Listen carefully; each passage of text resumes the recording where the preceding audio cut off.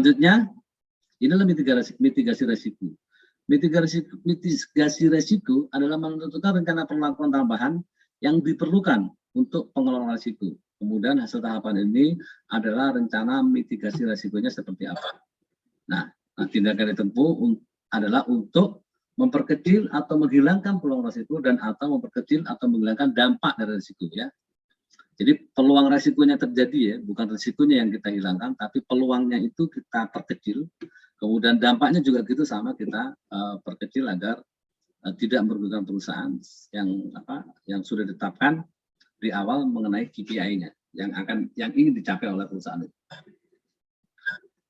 Selanjutnya ini perlakuannya bisa avoid mengenai risiko, tidak melaksanakan atau tidak meneruskan kegiatan menimbulkan risiko tersebut. Jadi risikonya ada ya, tetapi bukan menghilangkan, tetapi kegiatan itu tidak dilaksanakan, jadi tidak ada effort di sini. Ya, effortless lah gitu kira-kira. Nah, kemudian saya menerima risiko itu, ya, tidak melakukan penanganan apapun terhadap risiko tersebut, jadi risikonya diterima, kemudian diambil tindakan seperti apa. Kemudian transfer atau sharing, membagi risiko, membagi atau mengalihkan kepada pihak penanggung, misalkan resiko nilai tukar gitu ya, kita hedging gitu ya, kita hedging menggunakan beberapa bank untuk bisa menangani resiko untuk bisa menghedge ya, transaksi valuta asing kita supaya kalau ada naik turunnya nilai valuta asing itu ada yang menanggung atas risiko itu. Nah, memang kalau di dalam hedging ini mungkin Bapak Ibu sekalian, bahwa teman-teman di akuntan publik mungkin tidak paham sudah terbiasa dengan proses hedging seperti ini ya. Nah, terakhir reduce mengurangi, yaitu mengurangi kemungkinan timbulnya risiko, mengurangi dampak nilai risiko bila terjadi dan mengurangi keduanya. Oke Pak, sekarang kita menginjak kepada intinya audit internal berbasis risiko. Masih ada waktu.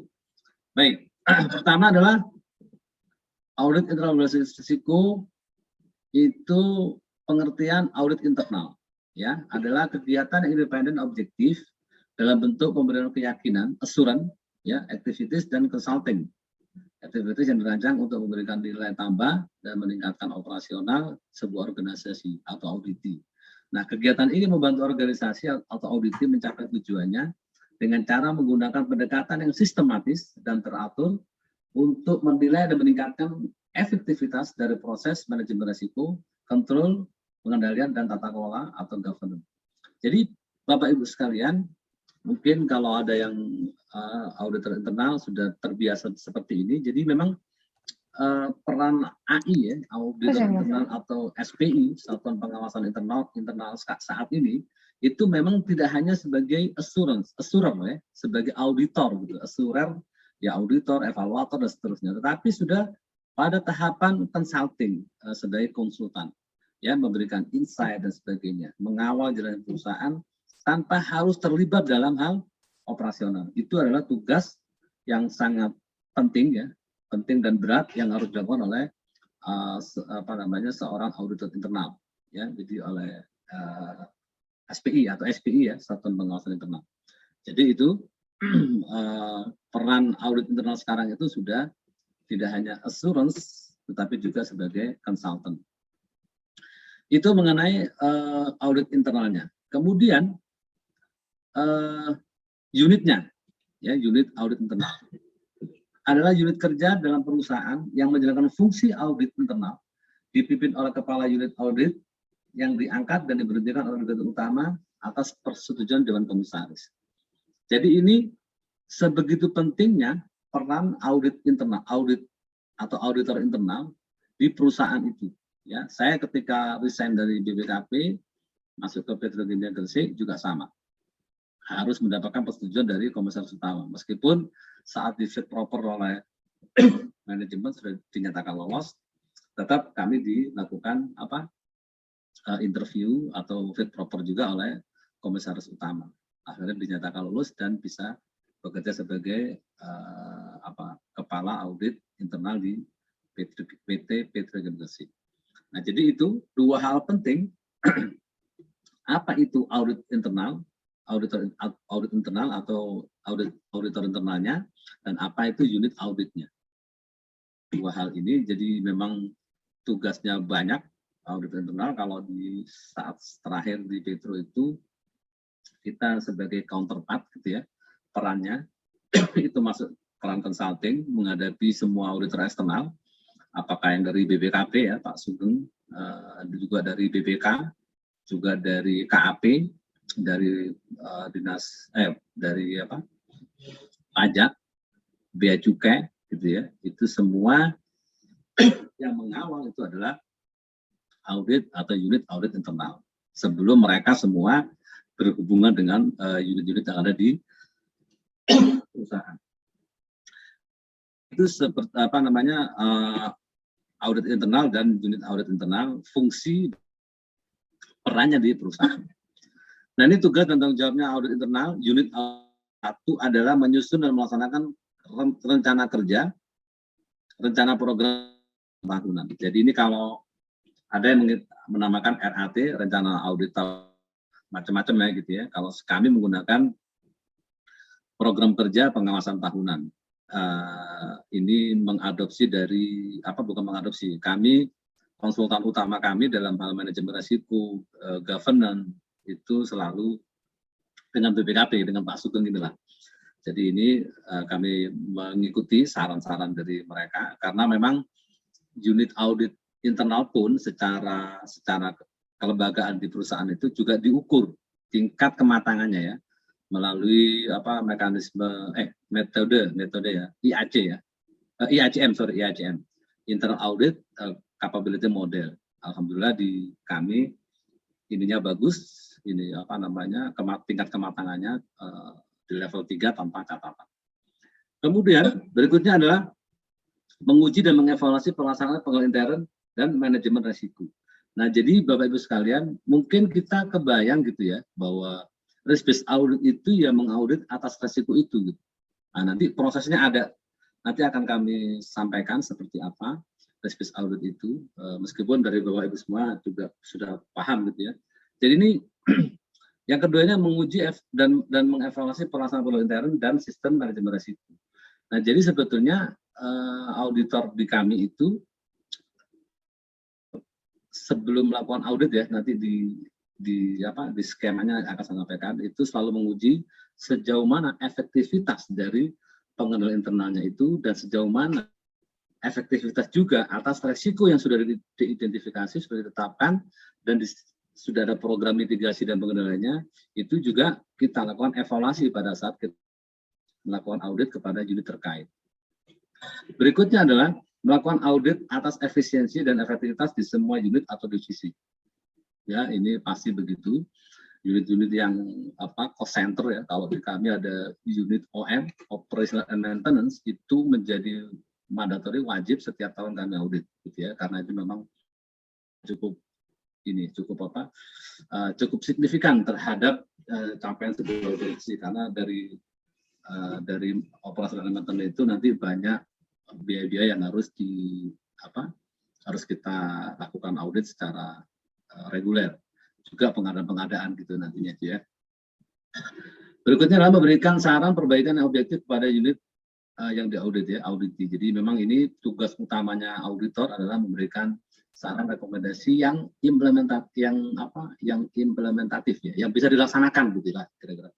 Jadi kalau auditor itu di kami kalau ada tim melakukan audit dengan rekomendasi yang nggak bisa not applicable ya, saya minta untuk di drop sampai yang namanya rekomendasi itu menjadi ulang tahunan terus gitu, setiap tahun.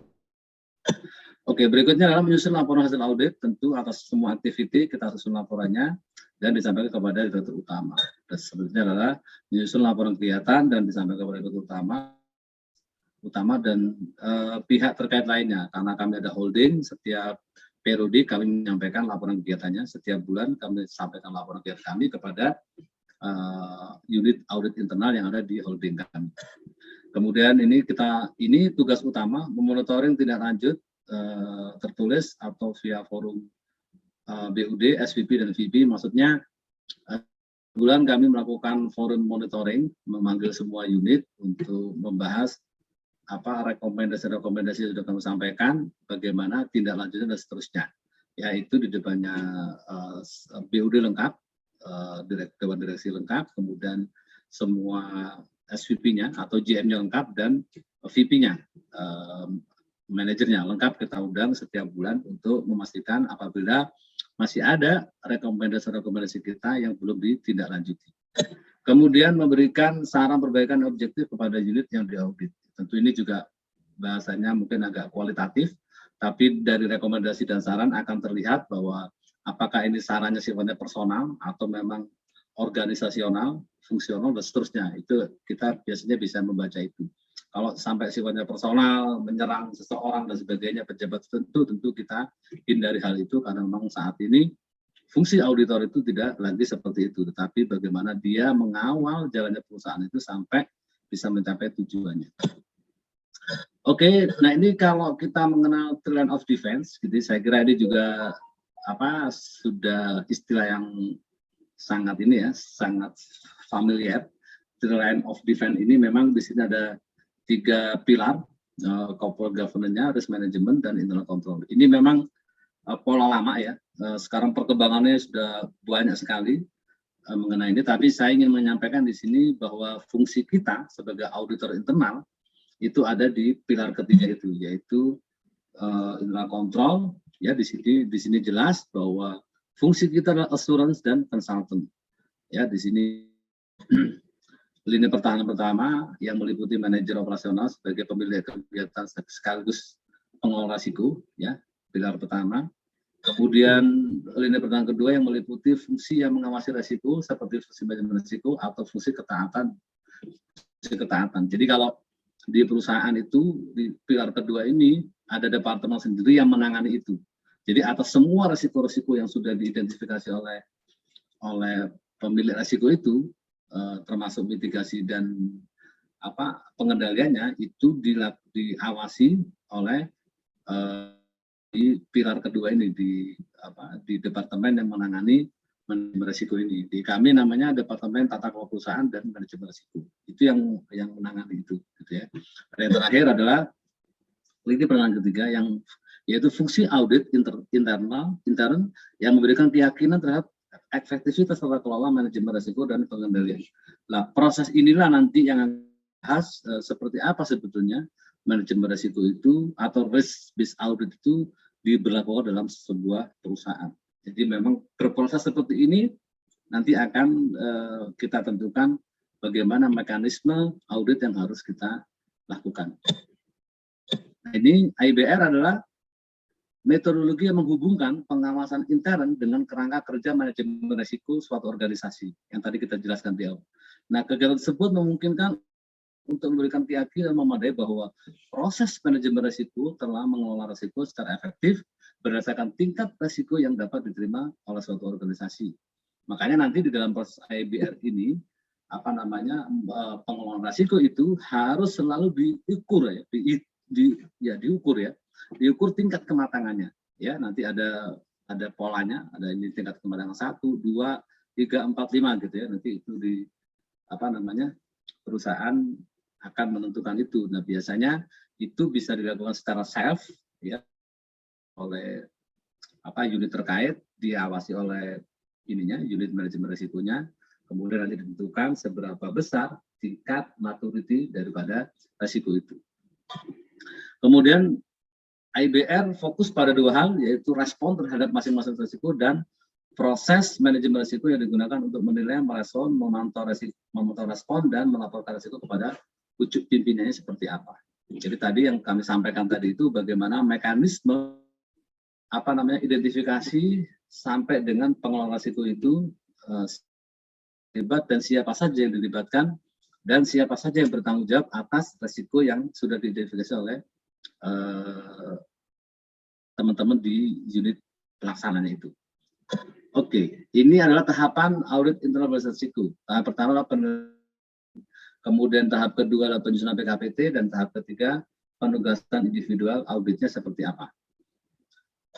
Oke, ini adalah tahap maturity-nya, Pak. Ada 5, Bapak Ibu sekalian. Ini saya kira teman-teman juga sudah familiar dengan ini, teman-teman auditor. Ini ada pertama risk naif, ini paling rendah, belum sadar resiko, masih basisnya biasa konvensional berdasarkan masa lalu, kemudian dinaikkan 10%, 5% dan sebagainya kalau mau melakukan audit. Tidak lagi memperhatikan ada resiko apa di perusahaan itu, yang penting dia melakukan audit berdasarkan kemauannya dia gitu ya. Nah, ini di mana organisasi mendekati tingkat maturity-nya. Ini sumbernya dari beberapa sumber yang mengatakan ya di bawah 20% dari skala 100%.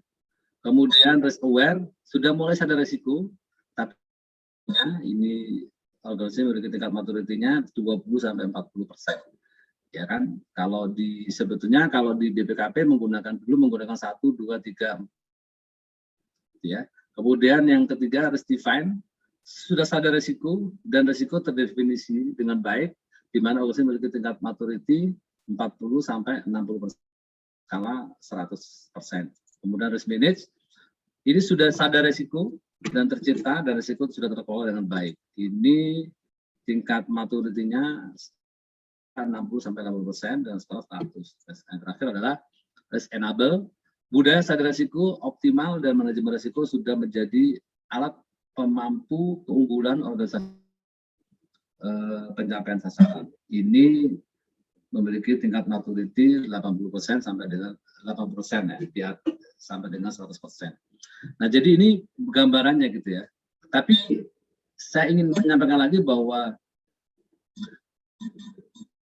5 tadi itu kalau terjemahan berikutnya, naif itu organisasi belum memiliki pendekatan formal mengenai pengelolaan risiko, yang kemudian terdapat pengendalian risiko secara parsial dengan unit kerja dalam organisasi atau belum sepenuhnya.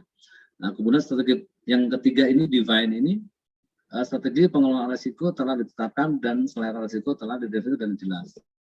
Kemudian yang ketiga itu manage, mekanisme pengelolaan risiko telah dipahami seluruh unsur organisasi, dan yang terakhir pengelolaan risiko telah menyatu dalam aktivitas bisnis organisasi. Nah, biasanya nih kalau di kami itu bergeraknya di angka 3 ini, 3 ke 4.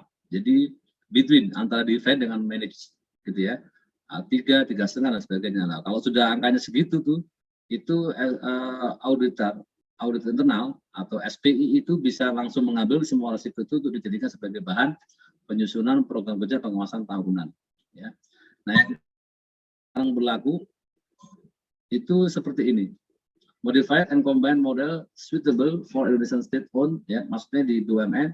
Ini yang berlaku di tempat kami di Petrokimia Gresik, gitu ya. Ini model gini, manage, repeatable, initial, ad hoc. Di sini ada 6 kategori, 23 indikator dan 7 parameter. Ya, Bapak Ibu kalau membahas ini pembahasan khusus, ini biasanya kita beginian sampai 7 hari lah ya, 5 hari lah. 5 hari kerja. Nah, seperti ini. Jadi nanti maturitasnya ada basic non-exist, basic initial, mature repeatable, dan mature define. Nah, ini di Petrokimia sekarang ada di sini, mature define.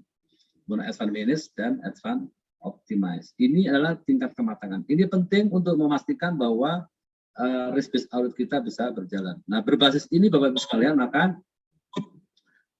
akan menjadi seperti ini tahapan penyusunan PKPT kita. Jadi kalau ini yang berlaku yang kami lakukan ya, yaitu berdasarkan risk register, kemudian top high risk atau risk that matter sekarang ini, dan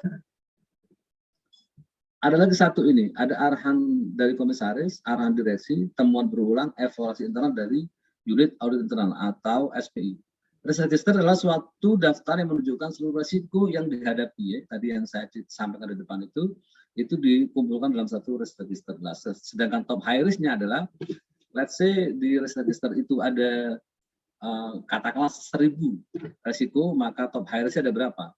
Misalkan ada 25 resiko gitu. Nah, itulah yang kemudian nanti awalnya si SPI itu menyusun PKPT itu menggunakan berbasis pada top high risk. Ya kan, kalau top high risk misalkan 25 atau 20 cukup sebagai program pengawasan, maka itu kami masukkan sebagai program kerja kita untuk berikutnya. Kemudian ini biasanya resiko-resiko yang ada itu yang sudah kita sampaikan kepada komisaris dan direksi. Apakah cukup resiko-resiko ini yang akan kami jadikan sebagai dasar untuk melakukan audit tahun yang akan datang. Nah, nanti komisaris memberikan saran apa, direksi memberikan, Dari situ kita compile, kita masukkan nanti ke tahap berikutnya. Selain itu juga ada temuan berulang. Jadi kalau ada temuan berulang, misalkan KAP biasanya melakukan selesai stok dan sebagainya, tahun ada, kita izin kepada audit internalnya untuk kita ambil, kita lakukan audit sendiri, ya nanti hasilnya seperti apa, pada saat audit nasional itu masuk, kita sampaikan bahwa terhadap temuan berulang itu sudah kami lakukan audit secara internal, hasilnya seperti itu. Gitu ya. Kemudian evaluasi internal SPI terkait dengan temuan berulang itu. Nah, dari 3 hal ini, risk register, top high risk, arahan komisaris, direksi, dan seterusnya ini kita kumpulkan ke dalam audit universe. Ya. Nah, audit universe. Nah, audit universe itu adalah seluruh auditable unit yang ada di lingkungan organisasi. Artinya, semua tadi resiko-resiko yang ada di audit kita itu kita kumpulkan ke dalam audit universe ini. Nah, nanti setelah ini kita kumpulkan kembali, kita seleksi kembali menjadi auditable unit, yaitu unit mana itu bagian dari organisasi yang mengandung risiko pada tingkatan yang memerlukan adanya pengendalian dan audit. Maka kumpulan-kumpulan ini kita masukkan ke sini untuk kita jadikan target sebagai unit yang kita audit di tahun yang akan datang gitu ya. Nah, ini semua hal tadi itu kita masukkan ke dalam PKPT atau program kerja pengawasan tahunan. Misalkan ada 35, ada 25 objek audit dan seterusnya. Nah, ini adalah tahap penyusunan program kerja pengawasannya menggunakan basis resiko dan combine dengan beberapa arahan dari komisaris maupun direksi, termasuk temuan-temuan berulang yang terjadi di perusahaan yang terkait. Nah, selanjutnya ini adalah contoh risk register, Pak. Ada nomor, ada nama resiko, ada penggunaan resiko, ada sebab resiko, gambar resiko, pengendalian yang ada seperti apa, skor probabilitas, skor dampak, skor resiko, rencana mitigasi, dan seterusnya. Nah, ini biasanya ini adalah lembar-lembaran per nama resiko. Kalau misalkan ada 1000 resiko, ya 1000 beginian. Nah, nanti kita compile dalam profil resiko, yaitu makanya profil resiko itu bisa sampai tebal gitu ya, sampai tebal gitu. Nah, nanti makanya kenapa disusunannya ini top high risk-nya itu dari yang 1000 tadi itu kita cari top high risk-nya apa saja gitu ya. Nah, ini adalah contohnya. Nah, dari PKPT tadi, Pak, ini kita lakukan proses auditnya seperti apa. Ini adalah tahapan audit internal berbasis risiko ya.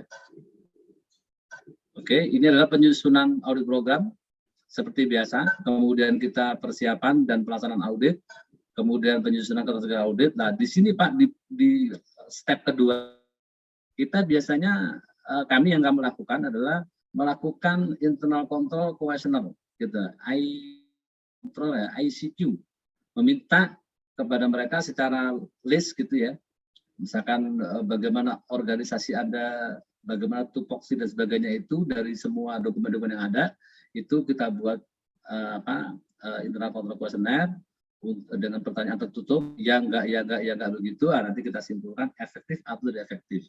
Yang kemudian, yang kedua di sini kita lihat di unit itu pada saat kita masuk resiko apa waktu itu yang sudah dijadikan dasar untuk melakukan audit itu. Nah, itu evaluasi bagaimana tadi itu pengendalian mitigasi dan sebagainya berjalan efektif atau enggak. Nah, itu laporan tersendirinya simpulan tersendiri bagaimana pengendalian internal, bagaimana resiko yang ada di unit itu, dan baru terakhir kita melakukan audit operasional seperti biasanya ya.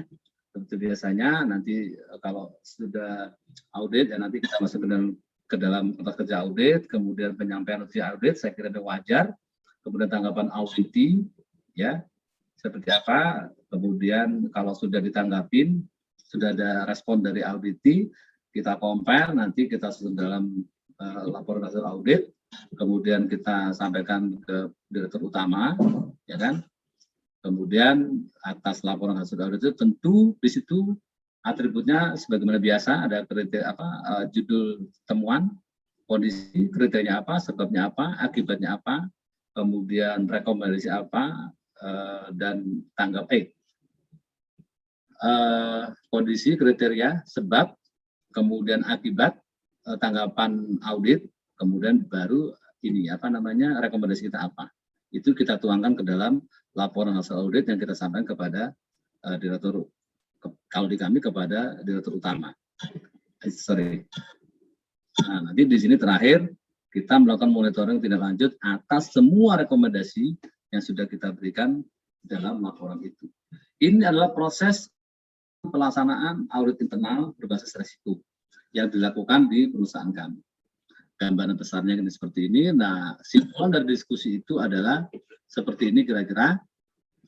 Di sini ada unit pemilihan risiko. Ini adalah jabaran dari apa tadi itu trend of defense itu. Jadi ada pemilihan risikonya, direktur divisi, kemudian unit pemilihan risiko, ini departemen risiko, ya, ini melakukan identifikasi, penilaian, pengukuran dan seterusnya. Ini risikonya sedang, tinggi, rendah, risk profile-nya, risk assessment-nya. Ini bisa dilakukan secara internal, bisa eksternal, ini BPKP, Pak Sugeng biasanya itu. Nah, sekarang ini sudah mengembangkan rata-rata di perusahaan kami sudah menggunakan internal, ya, assessment internal untuk itu kan maturity-nya. Nah, maturity-nya tadi ini ketemu seperti ini tadi. Nah, naif ini adalah komponennya tadi itu ada 7, apa saja komunikasi dan sebagainya. Ini yang nanti ada sekian kriteria dan seterusnya tadi itu yang di atas saya sampaikan. Nah, nanti inilah yang akan digunakan oleh unit audit internal untuk melakukan audit, ya, untuk disusun menjadi ini risk based internal audit, ada audit universe, audit unit, dan PKPT. Jadi kira-kira itu yang bisa kami sampaikan, Pak. Pas 45 menit, lebih 2 menit, ya. 40. Semoga bermanfaat. Mohon maaf apabila ada kekurangan, dan nanti monggo kita diskusikan apa-apa yang mungkin bisa kita diskusikan. Terima kasih. Saya kembali kepada moderator, Bapak Sugeng yang luar biasa. Wassalamualaikum warahmatullahi wabarakatuh. Waalaikumsalam warahmatullahi wabarakatuh. Terima kasih Pak Abdullah Saidi. Ini paparannya cukup menarik, menunjukkan bahwa beliau memang cukup berpengalaman, sehingga kami juga merasa mendapatkan satu tambahan pengetahuan Pak Abdullah Saidi, dan semoga teman-teman peserta juga demikian. Namun untuk teman-teman peserta ditahan dulu untuk pertanyaannya, nanti kita akan buka sesi tanya jawab. Selanjutnya, nah ini saudara seperguruan saya, yaitu Pak Sugeng Widianto. Kami persilahkan Pak untuk menyampaikan paparan materinya sekaligus sharing pengalamannya. Ya. Silahkan Pak Sugeng. Baik, terima kasih. Assalamualaikum warahmatullahi wabarakatuh. Waalaikumsalam warahmatullahi wabarakatuh. Selamat pagi dan salam sejahtera buat kita semua. Alhamdulillah, ini saya ada kesempatan luar biasa itu bisa mendengarkan sama-sama dengan Pak Abdullah Saidi, Pak Ai. Bapak Ibu sekalian, tema hari ini terus saja ini kok pas kita perspektifnya itu internal auditor, ya, meskipun awalnya itu dari IAI minta audit berbasis risiko, ya. Jadi itu bisa dilakukan eksternal, tapi topik hari ini yang kebetulan menjadi narasumbernya itu perspektifnya di internal auditor.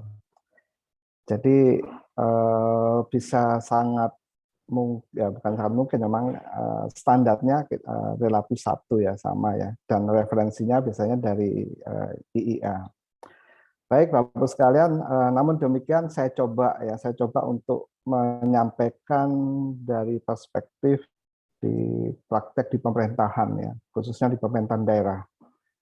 Bagaimana penerapan audit internal berbasis risiko itu dilaksanakan. Sebelumnya saya coba untuk nge-share materi.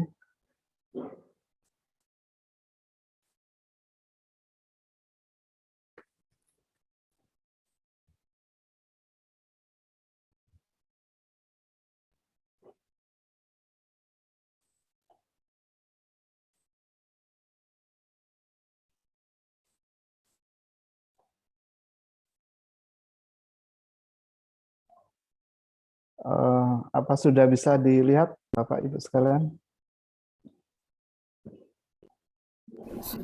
Sudah, Pak Sugeng. Oke, baik. Baik, sekali lagi Bapak Ibu sekalian, di dalam materi yang saya sampaikan itu perspektif pemerintahan daerah atau pemerintahan secara umum. Jadi sebenarnya materi ini bisa dipenggal dan perlu banyak kupasan yang lebih detail ya. Namun demikian saya coba untuk menyampaikan secara overview. Jadi dan nanti kalau ada hal yang beririsan dengan apa yang disampaikan Pak Abdullah Saidi, saya akan coba percepat atau saya skip ya, terutama terkait dengan apa itu risiko dan seterusnya. Bapak Ibu sekalian, beranjak dari ini ya, saya mencoba untuk mencuplik apa yang ada di Undang-Undang Pemerintahan Daerah. Jadi sekali lagi ini temanya biar agak berbeda dalam perspektifnya, jadi saya coba untuk di tema di pemerintahan daerah. Jadi di Undang-Undang Nomor 23 ya tahun 2014 di pasal 258, di situ menyebutkan tujuan pemerintahan daerah itu salah satunya adalah untuk bagaimana mensejahterakan rakyat, tentunya dengan upaya peningkatan dan pemerataan pendapatan masyarakat, kesempatan kerja, lapangan usaha. Kemudian bagaimana meningkatkan akses dan kualitas pelayanan publik. Selanjutnya, bagaimana meningkatkan daya saing daerah. Ini yang bisa dilihat bagaimana meskipun bertetanggaan ya. Jadi itu masyarakat itu bisa merasakan perbedaannya seperti apa manajemen yang diterapkan di masing-masing pemerintahan daerah.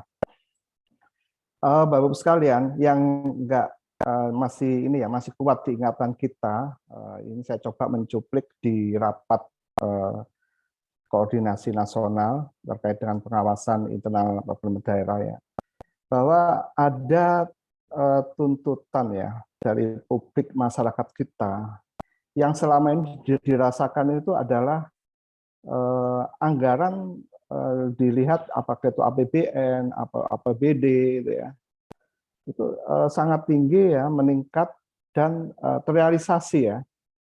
Namun manfaatnya itu banyak yang belum dirasakan. Bagaimana bisa kita perhatikan ya tingkat kemiskinan, mungkin juga bagaimana kualitas pendidikan kita, infrastruktur dan seterusnya.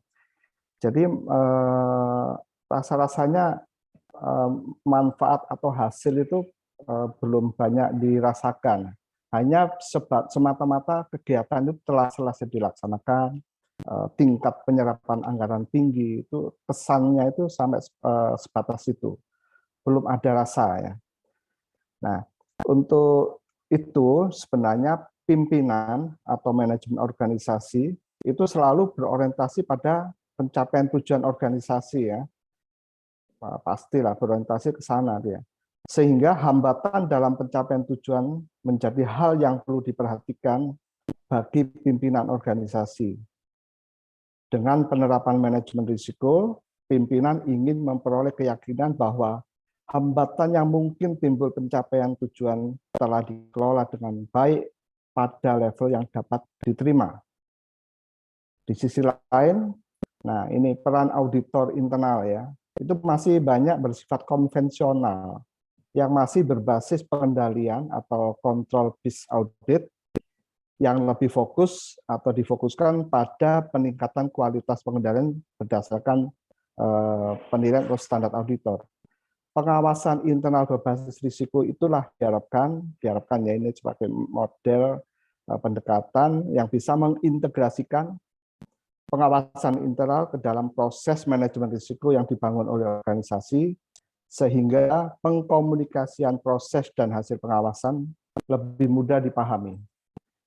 Jadi Bapak Ibu bisa, ini saya coba mencuplik dari Permendagri ya, Peraturan Menteri Dalam Negeri terkait dengan kebijakan pengawasan.